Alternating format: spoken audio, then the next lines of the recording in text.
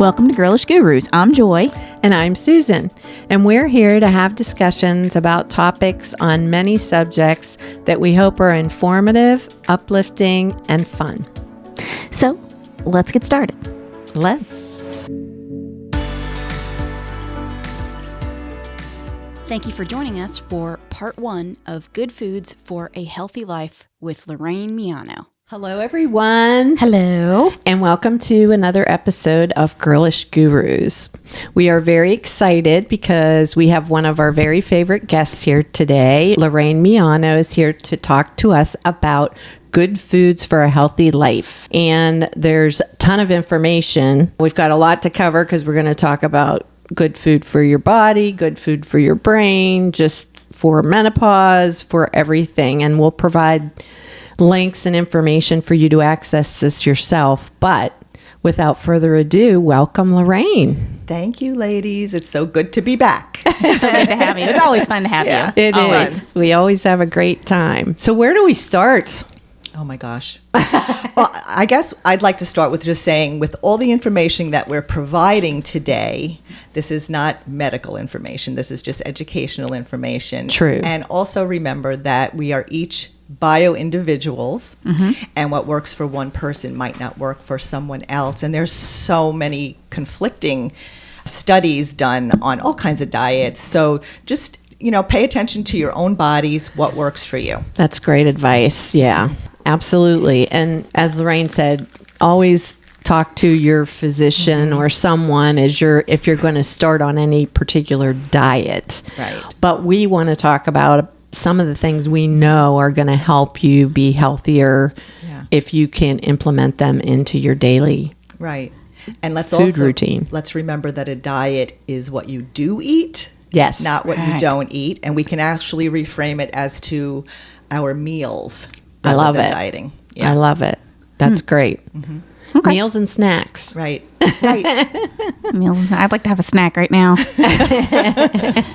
Since we are focused on women midlife and later, what if we focus first on those foods that we know can help women in perimenopause and later, as far as their health, their brain health, all of that good stuff? Yeah. Well, maybe we could start with maybe what we shouldn't have in our meals. Well, that's probably even better. because most women probably aren't sure if what they are eating is healthy. So there are 4 foods in general that can throw off your hormone balance. Okay.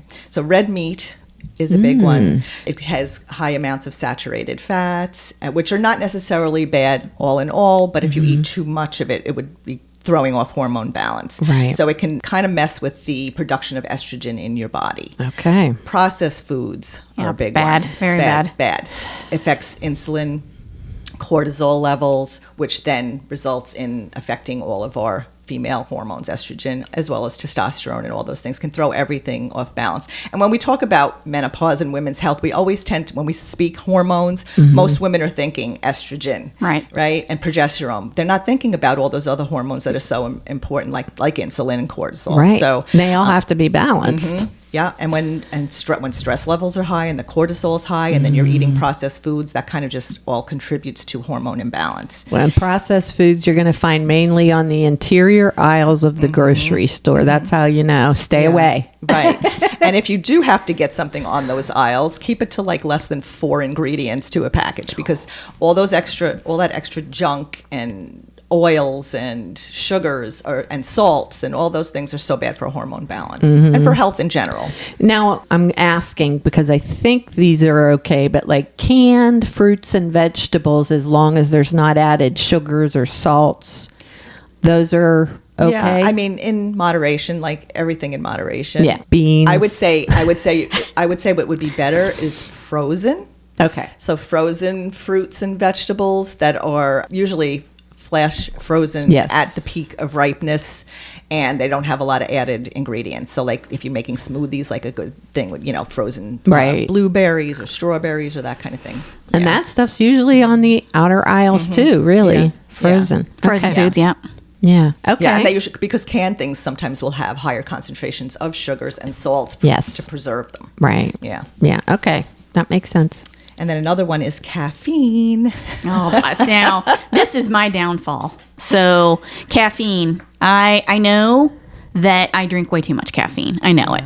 I know I do. And that can affect Yep. cortisol levels and your adrenal glands. So if you do enjoy a cup of coffee, and for me, most of the time, it's just more about the taste and having that cup Me of too. coffee. Yeah. I would suggest doing decaf, but an organic decaf. And organic in general, even if you're drinking caffeinated coffee, because coffee beans have a very high concentration of pesticides if they're Chemicals. conventional. Yeah. Yeah, and chemicals. So if you can, limit it to maybe 1 cup in the morning. Don't drink caffeine throughout the day because it can affect sleep. It can affect night sweats, hot flashes, all of those things. Women find that when they do decrease their caffeine intake or eliminate it, that the hot flashes even go away. Wow. Yeah. Wow. Of course, and if you have anxiety, it can make that a lot worse. Exacerbate too. it. Yep. Of course it can. Yeah. Yeah, but I just so love the coffee. Yeah. I do. And I have been, so I've known you for a long time, and I took the class that you gave many years ago, well before the pandemic. And I've been following those protocols as best I can, including drinking a decaf cup of coffee as best I possibly can. But there is a point during the day where I get so tired that my go-to is a big old pot of full octane coffee. Well, part of the idea of eating meals that benefit our health is that they also benefit our metabolic health, so that it would keep us having that energy level All day. steady throughout the day, so that you don't need that caffeine. So what you're saying is basically all these things work together. Yeah. Yeah. Yeah. And you know what I've found too, that sometimes, because I've been cutting back on the caffeine, and in the mornings, a lot of times I'll even do half calf, half decaf. And then I'll do just full decaf some days. And what I find is even if I make decaf in the afternoon, just in my head, helps. it's coffee. Right. So it almost fools me. And I'm like, oh, okay. Okay. I mean, I get that. I get that. But I'm so attuned to that. Yeah. You know. And these Cup are, of coffee. And these are like habits, right? So Yes. if we Yeah. can change our daily habits just a little bit, baby steps. Say, like, you do not want to say you want to eliminate sugar from your diet. Well, you're not going to just stop cold turkey. It's very hard. All you'll be thinking about is that piece of cake you want or that scoop of ice cream. So rather than do that, you add things into to make your physical health better by, like, maybe going for a walk. I'm having a craving. Well, let me go for a walk and see how I feel after that. And then just save the cookies and maybe the desserts for on the weekend. Alcohol's another one, right? So alcohol can really make your hormones go wacky. So if you can save that glass of wine for the weekend, so this way at least you know how. I guess you can look at it kind of like a reward, on the weekend. But at least you're not eliminating it completely, where all you're thinking about is Right. having that glass of wine. Right. Yeah. So Yeah, baby steps. The alcohol for me is not as big a deal as that caffeine, though. Yeah. And the sweet thing for me, what I've learned to do to substitute is fruit. I'll have fruit, and that eases my craving for something sweet. And then it really does help me.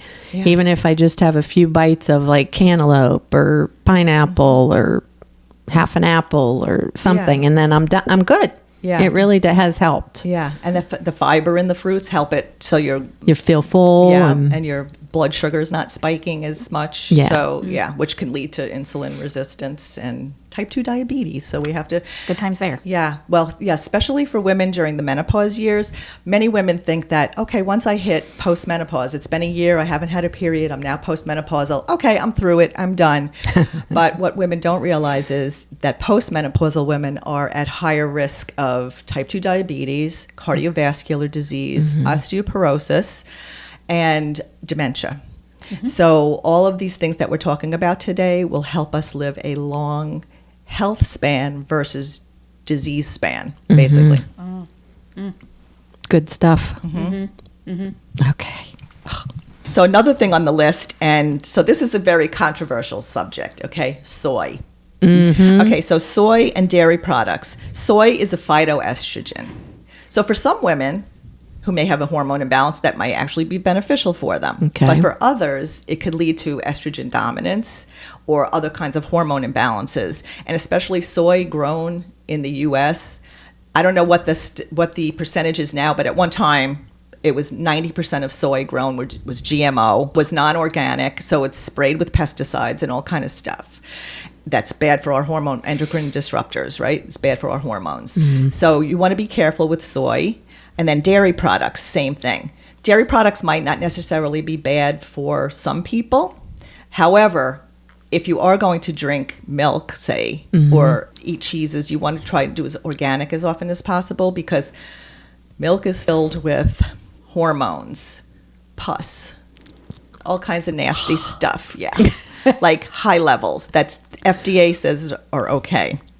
So that's in conventional milk. And the reason for that is so they give hormones and antibiotics to the cows because they're really not meant to be eating corn and things that give them like IBS and different intestinal problems. So then they have to give them antibiotics to help them with that. They should be eating grass. So you want like grass-fed milk, organic milk. Interesting. Yeah. But milk is not necessary. I actually looked up yesterday to see like the makeup of the protein, the calcium in different kinds of milk. So like in dairy and in plant-based milk. Okay. So it was very interesting to see. So yes, milk is very high in protein. It was like 8 grams per 8 ounces. Same with soy milk. However, almond milk, cashew milk, and I can't remember the last one, the pea milk, which is made from green That sounds a little funny, doesn't it? But it had more calcium than dairy milk. Really? Yeah. What about the sugar in some of those nut milks, though? Doesn't that tend to be higher? I didn't look at that content, but Okay. Possibly. But if you're going to drink a glass of milk, dairy milk is very high in saturated fat, where the other ones are 0 saturated fats. Oh, got it. In the other milks. So you have to look at, again, like what benefits your body, and you know, if you're going to drink organic milk, okay, but know that you can have an option in plant-based milk with lower calories. There's more calories in dairy milk too. Oh, okay. Yeah. And you said they are equivalent in terms of protein for the most part. Dairy milk and soy have the highest protein. Okay. So even though it's a nut milk and the pea milk, they are lower in protein. So you'd have to get your protein somewhere else. Okay. Okay. Yeah. But if the reason you're drinking milk is for the calcium, then the plant-based milks actually had more calcium. And okay, and I have another question on the dairy side. Like, are goat and sheep's milk cheeses better than cow milk? I think health-wise they are, but they're, again, still in the dairy range of things. So, again, depending on whether you have, I think for people that are lactose intolerant, they may be better. Certain ones may be better. So it depends, again, if you have an allergy. Lactose intolerance. What I always tell women, this comes from anything that we're talking about today, whether it be dairy or gluten or whatever, keep a food journal. Yeah. And really write down everything you eat, each meal, each snack, and then write down how you feel several hours later, because sometimes you can just pinpoint exactly what it is that's either causing a mood disorder, possibly, IBS symptoms, anxiety, different things, just by keeping track of what you're eating. There's a lot of apps for that now. So there's ways to make that easier using your smartphone. Yeah. Yeah. Yeah. Okay. Lots of health apps, lots of hacks for health. Yeah, to help you track. Okay. So those, again, the 4 are Red meat, processed foods, caffeine, soy, and dairy products. Okay. And again, what you have to do is see how each of these affects you personally, but just know that those can be hormone disruptors. Okay. Yeah. I didn't know that. Well, I learned something today. That's good. Because also, which we didn't talk about, a lot of those things can cause inflammation in your body too. Well, see, that makes sense. Yeah. So if it's aggravating your gut and can lead to leaky gut, and leaky gut is when the walls of your intestines become like permeated. And so when you eat things, they're not being digested. They're going right through into your bloodstream. And that's how a lot of people get autoimmune disorders. Or other symptoms of that leaky gut. So be careful about taking care of that gut health, which I know we're really not getting too much into that today, but eating probiotic foods, really paying attention to the things that cause inflammation in your body, keeping away from the processed fried things. You want to keep a healthy gut. Yeah. Yeah. Bone broth is a great one for a healthy gut. Okay, so should we talk about maybe what a lot of people hear this term superfoods? Yeah. Let's talk about, I know like when I looked up articles, there are different ones that have, these are the 10 superfoods, these are the 16, these are the 7, and they're all the lists seem to be a little bit different. Right, because they're not a category really like the macronutrients or your micronutrients. So superfoods generally are foods that are nutrient dense and generally low in calories. Okay. And they're good for your heart health, a strong immune system, cancer prevention, and reduced inflammation. So what makes a food a superfood? They're super healthy. But not every healthy food is a superfood. Right. That's true. So they're the ones that give you exceptional health benefits. Okay, high in antioxidants, minerals, vitamins. They also may be high in fiber, flavonoids, and healthy fats. So some of them, like avocado is a big one. Yes. Love me some avocado. Me too. Avocados and other healthy fats such as wild-caught oily fishes, salmon, mackerel, sardines, anchovies, fresh anchovies. Those are all great for not only just our hormones, because our hormones need fat to be created in our bodies, but also for our brains. So we need healthy fats for our brains. And I know we've talked about this on a previous episode of your other podcast, how the sugar industry in the early 60s did a good job of vilifying fats. Yes. And so since then, obesity has skyrocketed. And heart disease. And diabetes. As has anxiety, Inflammation. depression, Depression, yep. inflammation, because our brains need fat. And what happened was sugars replaced fats in foods. It could not have been the worst thing. The worst thing. It's fat-free. It's fat-free this and fat-free that. Right. So then let's add 5 more tablespoons of sugar to Right. it. So it tastes good. Okay. And you're addicted to it and you'll want more of it. Yes. Yeah. So ladies, so important for women, for their health, healthy fats, get good healthy fats, nuts, seeds, avocado, olive oil, all of those kinds of things. Okay. And then berries are probably the best fruit to eat. So blueberries, I love strawberries, berries. blackberries. So those are not high in antioxidants. And when it comes to superfoods, colorful foods like all your greens and purples and reds and all of those things, all superfoods, great for your body. Cranberries, goji berries, all of those things. And Even, I think I saw cherries even. They kind of lumped in with the berries because the dark reds or the, And cherries are a good source of melatonin. Yeah. So good for sleep. And actually, when I was having trouble sleeping, I did buy tart cherry juice. It was very hard to drink, though. pucker up, right? But it did work. It did work. So, but juice in general, though, I would say stay away from fruit Yes. juices because they are high in sugars and you want to just eat fruit because you get the fiber with it, again, like we said before. Yeah. Okay. Chia seeds, so like we're saying seeds, chia seeds are a great superfood. You could put them in smoothies, oatmeal, whatever, chia pudding. You can do that overnight pudding in the fridge. So those are great. Cinnamon is a great one. So ladies, if you are trying to cut back on adding any kind of creamers or sugars or whatever to your teas or decaf coffee, Decaf coffee, Joyce. I know. cinnamon is a great way to take care of that sugar craving because it is a little bit sweet and it adds like a great flavor to it and it's a great antioxidant. So. I add it in my coffee maker. I just put a couple sprinkles in with the coffee and stir it up before I brew. Yeah. And again, it gives it a great flavor too. And if you are able, buy organic cinnamon, all of your spices, any of your spices, because it will make a big difference for your health. Okay. Interesting. And I put it in my oatmeal in the morning, Yeah. There you go. right before I drink my coffee.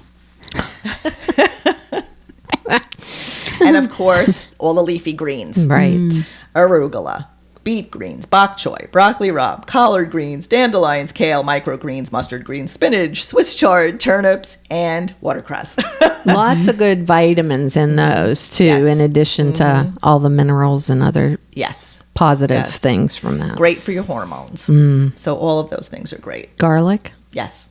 Garlic is great for everything. My husband is so funny. So recently my husband been reading about garlic. And he said, I think I'm going to start eating raw garlic in the morning. Oh boy. I'm like, I hope you don't plan on visiting people throughout the day.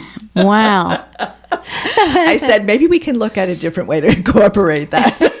They do say raw is It's the better. best. Right. It is best. Wow. But we are Italian, and I do a lot of cooking with garlic. Yeah. But I don't know that I could eat raw garlic in the morning.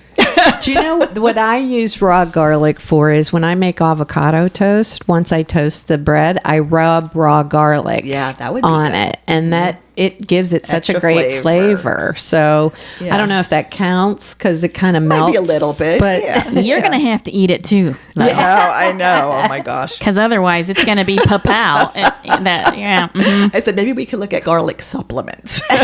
I think those still leave like a Oh, do scent. they? I don't know. I but- honestly think in our family we eat so much. I mean, I'm buying garlic all the time. I don't think he needs to worry. Yeah.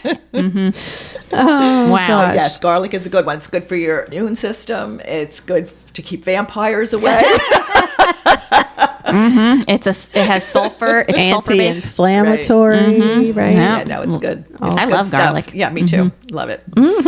And ginger. So ginger is great for digestion. I like ginger tea. I do especially- too. Yeah, like in the evening Yeah. after you eat, so calm your stomach or whatever. Ginger's really good. You got me there. I've never had ginger tea. No? Oh, it's good. It's a little spicy. Yeah. It's nice. It is. Okay, I'll have And to try lemon that. ginger is really good too. Have to try that. And green tea, even though green tea has a little bit of caffeine, you can get a decaf green I'm drinking tea. decaf green tea right now. Yeah, so green tea, very high in antioxidants, L-theanine, which we talk about a little bit. So L-theanine is a great source of providing alert calmness. Ah. So there's actually supplements that are L-theanine. We talked about that earlier today, actually. Yeah. Yeah. Yeah. So, and green tea is high in that. So, Yeah. yeah, caffeine free you can get. And there's all kinds of nice flavors of green tea. Yeah. Too. Lentils are a very good source of protein. I love lentils. I make lentil soup all the time, my family. We do the whole New Year's Day kind of thing, lentil soup for good luck. Okay. Yeah, so we love lentils. Beans are not my favorite, but No. that's okay. I'll eat a lentil. My neighbor shared with me she uses those on nachos. Puts She them. makes like a hummus or something. out of Yeah, it? she like mushes them up and pours them over instead of using black beans or refried beans. or refried beans or a something. good She idea, uses too. the lentils and then just puts all the other toppings on, and they're actually really good. Yeah. And you feel a little bit healthier eating nachos that way. Yeah, yeah. Although black beans, I mean, Yeah. are fine too, but lentils are probably a little better. Yeah. Yeah. Yep. So this one actually, so when I was looking through the superfoods, like you said, there's all different ones. Pumpkin. So I never really realized that pumpkin was considered a superfood, but it is. So one of the things here said to make a pumpkin lentil soup, which might be very interesting. Yeah. And Okay. I guess we'll point out that this information we got from Cleveland Clinic. So Yes, we are yeah. taking this as pretty Yeah. Yeah. pretty good info. The studies. Yeah. And it's rich in lutein. So lutein, I take a lutein supplement for my eyes. It's very important for good eye health. So it's a high source of that. And antioxidants, so it can help with macular degeneration, cataracts. Right. So yeah, I've been taking lutein for years. And potassium, right? Yes. 16% of your daily recommended amount of potassium in 1 cup Wow. of pumpkin. That's a lot. And I love pumpkin. I So, do too. Yeah. You don't think about eating it except in a pie at Thanksgiving. Yeah. I make some pumpkin cookies, which I know doesn't count because it's sweets. Although But there are recipes for healthy pumpkin cookies. yeah, there are, and they don't have as much sugar in them as you might Right. think. So I have a recipe for oatmeal pumpkin pancakes. Basically, it's oatmeal and pumpkin. yeah, And you can put a little baking powder in there, but the pumpkin is a binder, and a lot of those gluten-free pancake recipes are basically oats and banana, but you swap out the banana and use the pumpkin instead. Yep. And it's pretty healthy. Yeah. Yeah. I would do that. I want to mention too potassium because I was surprised at this. I didn't know avocados have more potassium than a banana. Really? Yes, I wouldn't have guessed that. Me neither. So that was a interesting highlight for me because a lot of people don't like bananas. Yeah. But if you like avocados, that's even... And avocados you can really do anything with and flavor them however You you can want, right? make 'Cause they're so brownies with mild. them. They use, I mean, there's people do all kinds of funky stuff with them. One thing I wanted to mention, I want to go back to pumpkin for a minute. I just want to remind women that does not mean pumpkin spice coffee from Starbucks. Oh no, that stuff. That stuff. Now, it's okay. We need sponsors. Shout out to Starbucks. Maybe we could have some type of Menno coffee. I or was something. reading something the other know? day where But that stuff not good for you. some health promoting person was saying that they talked to the man that runs Starbucks and said, "Hey, when are you going to stop making these drinks so sugary? You walk in there and having a cup of some of your coffees is worse than any cookie piece of cake that you could eat. When are you going to start cutting back on all that sugary stuff?" And I guess they are working on it, That would be good. which they need to. Yes. Yeah. As much as I love a nice Starbucks, I don't get those sugary No, drinks. neither do I. I get, No. of course, I get a big old cup of coffee with an extra shot in it. Occasionally, and I say occasionally is maybe once a year, I'll go. I haven't gone to a Starbucks in forever, but maybe once a year we'll be somewhere and I'll go. And I do like the mocha, the hot mocha coffee. But what I do is I tell them, give me half the amount. You can say however much you want. Yeah. So I'm like, give me half the amount of whatever it is that you put in there, and no whipped cream. You know, Well, that's even what though the I whipped cream do. is good, but it's not the sugar that they put in the whipped That's cream. what I do with the pumpkin spice. When I get a pumpkin spice, I say I want half the shots and no whipped cream. Yeah. Yeah. And then I don't feel so bad that, Right. you know. At least it's not great, but it's better. Right. Yeah. Yeah. And like we said, baby steps. Baby steps. Right. Right. So we talked so salmon, of course, like we were saying, the oily fishes are great for you. I love smoked salmon, and I'll just do that with like a little bit of capers and tomato. Man, and I love whatever. all that stuff. Yeah, I so- love one of my favorite types of sushi is mackerel. Oh, I love it. It's so good. I love the salmon. I love the anchovy. I love sardines. I love all Yeah. that stuff. Me too. I wish I liked some of that more. I'm better than I used to be. I used to hate salmon, but Yeah. now I eat it. Yeah. I know it's healthy for me, so I really try. I don't do it all the time, but I can eat it now where before I couldn't. Yeah, and there's so many wonderful, easy recipes. Like my husband and I, a lot of times we'll just grill it on the. I just put a little bit of seasoning on it, and then just grill it on the stove a little bit, and have that with a salad, and it's like a great dinner. I find if I do it with a mustard type sauce, it cuts done that that too. fishiness for me somehow, and that's what always I didn't Ooh, I love the fishy. like. So yummy. And I don't know why. For me, it had a really fishy taste to it. But if I use a mustardy, Yeah, and actually, sauce. if you buy mustard's actually a pretty good condiment to use. It's like healthier than a mayonnaise or something. But a Primal Kitchen, I think, is one that actually has a like I guess it's a less of a glycemic load and whatever. It's more keto or whatever. But if you mix the mustard with like raw garlic, it's actually very delicious, and make a mustard paste like that and then just poach it in the oven like that. Oh, It's really nice. good. I'll have to try that. Yeah. You guys are A, making me hungry. B, making me think we need to do a cooking episode for a video. Oh, Yes. Okay. Yeah. Anyway, Okay. go ahead.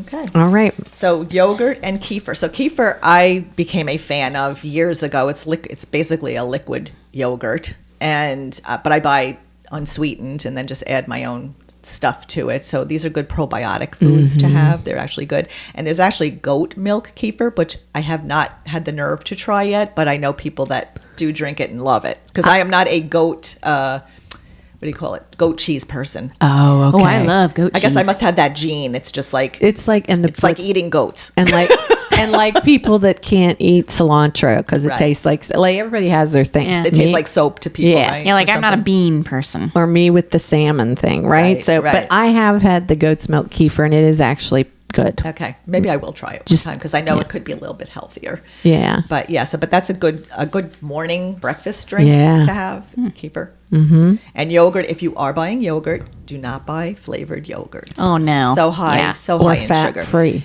Yeah. or fat-free. Loaded with sugar, You want yeah. organic, whole milk, and probably Greek is best. Yeah. And then you add your own fruit. And if you get really good berries that are sweet enough, you don't even need to add anything else to that. No. But if you do need a little bit of sweetener, I say like maybe just a drop of maple syrup can help. I add honey Or sometimes. honey. Yeah. Yeah. Yeah. Local honey can help with your allergies, as we know. Yep. Right? But you have to do it daily. Yeah. Yeah. Like a teaspoon daily. to Yeah. help. Local honey. Right. Okay. Wow. That's quite a list, huh? Yeah. There probably are so many more superfoods, but anything that can help with those, your heart, right? And your brain. Right. All of those things beneficial. Right. Superfoods. Right. Now is an excellent opportunity for us to promote our friend Lorraine's retreat. So, if any of you have been listening to the podcast for a while, and we hope you all have, you know we have had Lorraine Miano Yes. on as a guest a couple of times. And she is a menopause-focused health coach. And she is wonderful. She we is. love her so much. She's wonderful. She and Leslie Ender have created a retreat for women who are 45 and older. And it's called Amble and Rove Through Your Magical Menopause. I just love it. I think it's hysterical. It's October the 15th through the 21st, and it's in Italy, Yes. Tuscany. So we're going to put a link in the notes of this podcast episode, and we'll put links for all of the articles and Right. information in the notes. But this is an inexpensive retreat, and there's going to be so much good stuff. We're going to continue to promote it until the seats are sold, and I think they're filling up pretty quickly. Yeah, they are filling up quickly. So if you are interested, please reach out through the link and secure your spot. And here are some of the things that are included in this trip. Wait till you hear. Yeah. You're going to visit quaint medieval villages. You're going to tour Florence, possibly have access to a massage. I'm just saying. You'll have a wine tasting and tour, truffle hunt, cooking classes. You're going to do some yoga and meditation, two of my favorite things. Some workshops on holistic health and navigating midlife. All of your meals are included, and I'm sure there's going to be a fair amount of wine and other activities. And if you have a girlfriend or a sister that you would like to take on this trip with you, this would be a great opportunity for a couple of you to go, or a small group. But Right. you're going to have to sign up quickly because the rooms are going fast. We hope you Check will it at out. least check it out and see if it's something of interest to you. Yes. All right. Thanks for listening. We'll see you in the next one. Bye-bye. Bye. Stay tuned for part 2 of Good Foods for a Healthy Life with Lorraine Miano in our next podcast episode. Thanks for joining us on another episode of Girlish Gurus. We hope you'll join us next time for another fun and interesting topic. And please be sure to check the notes for information and links that were included in this discussion today. Also, don't forget you can find us on our social media platforms, starting with Instagram, Facebook, and now, including YouTube. You can find us by searching Girlish Gurus. And please remember to give this episode a good review and share it with your girlfriends, because the more interaction we get with our podcast episodes, the more episodes we can post. Finally, you can find us on our website, girlishgurus.com. Thanks again. See you next time. Bye.